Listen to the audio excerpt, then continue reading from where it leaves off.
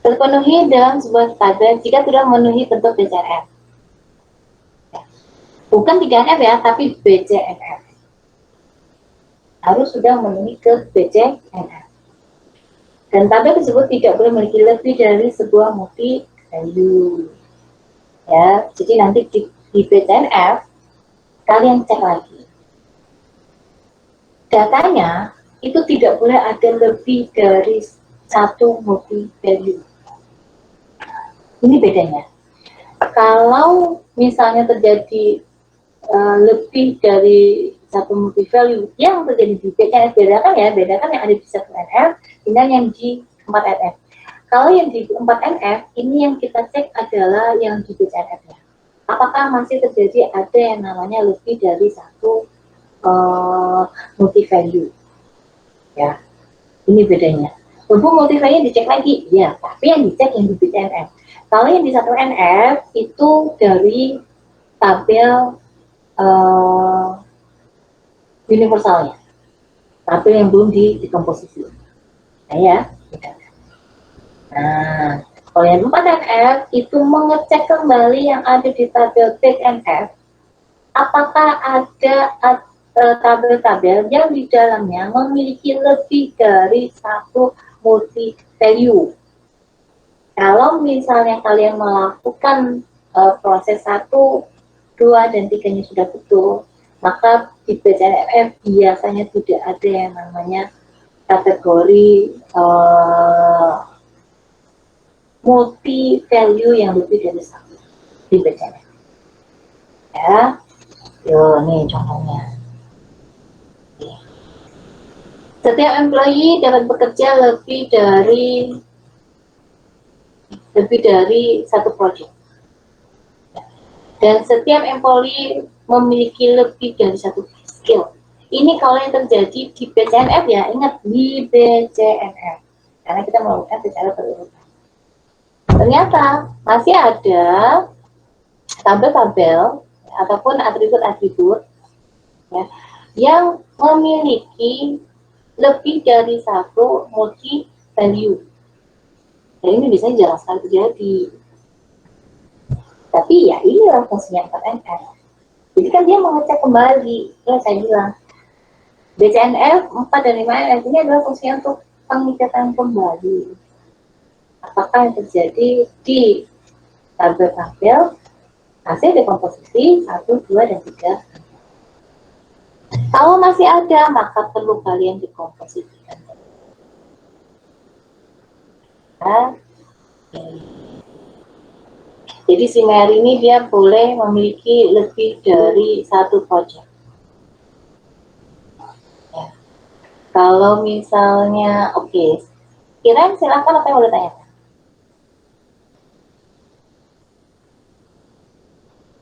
Kiran mau bertanya?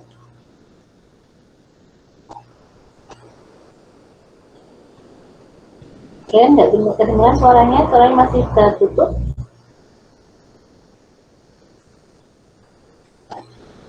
Halo Iren, suaranya kedengeran nggak? Jangan-jangan suaranya nggak kedengeran. Halo, cek, kedengeran nggak suara saya? Kedengeran tuh. Oh iya.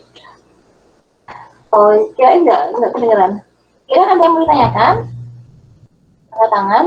Suaramu masih tertutup, Iren?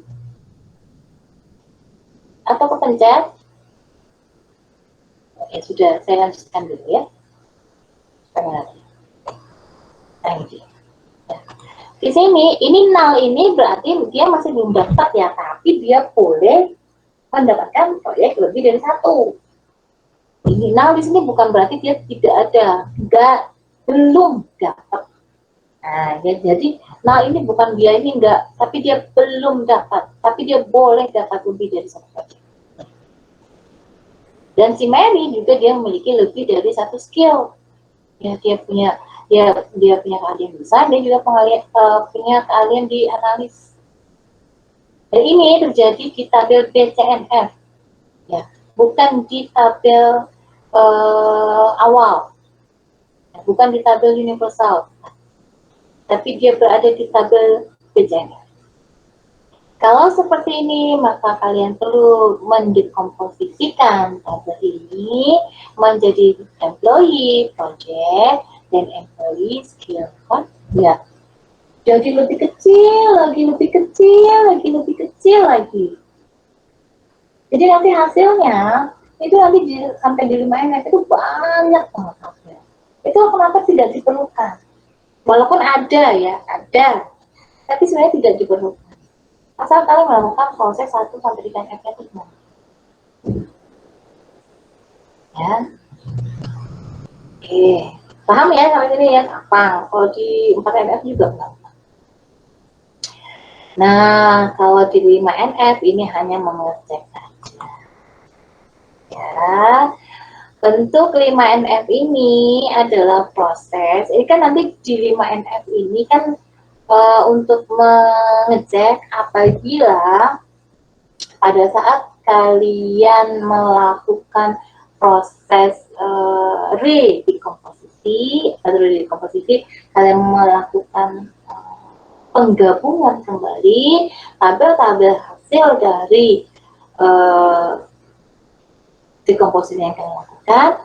Apabila tidak terjadi yang namanya lossy joint decomposition, maka dia memenuhi 5N. Ya, itu ada di kalau kalian sudah melakukan pada saat kalian gabungkan kembali, kalian melakukan dekomposisi dan hasilnya sudah sesuai dengan tabel universalnya, tabel awalnya, berarti 5NF-nya sudah ada.